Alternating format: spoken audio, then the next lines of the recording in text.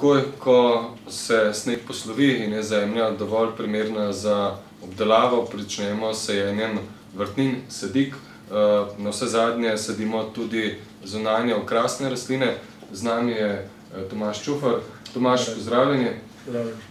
Povejte mi, zakaj je pač pomembna zemlja, ki jo dodamo sadikam za presajanje? Tukaj mislim na vrtnine in pa seveda tudi na okrasne rastline.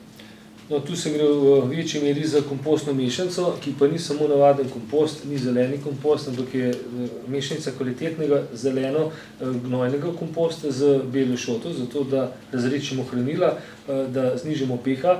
In v bistvu to je nek prehod iz šotnega substrata, v katerem kupimo sadike, obdamo zatem kompostno mešanico in zmešamo z našo vrtno ilovnato zemljo, tako da rastlina počasi prehaja iz šote preko komposta v vrtno zemljo. Koliko pa mogoče dodamo, kaj ni sadiki solate, paradižnika? Dobro pes, tako lepes, da več kot damo, boljše je, ker to niso samo ta prehod kot fiziološko, ampak se gre tudi za hranila. Kompost ima v tej mešanici humusno dostopna hranila v humusni obliki, se pravi, niso soli, niso visoke vrednosti, imamo mikroorganizme v teh tleh, imamo ugoden pH, tako da gre se za izboljšavo tal kot biološko, fiziološko in s tem izboljšamo obstoječa tla, itak večina ljudi dodaja komposte, no in to je v bistvu primerna mešanica tistega domačega komposta, s tem, da je tukaj pač pripravljen že za direktno uporabo.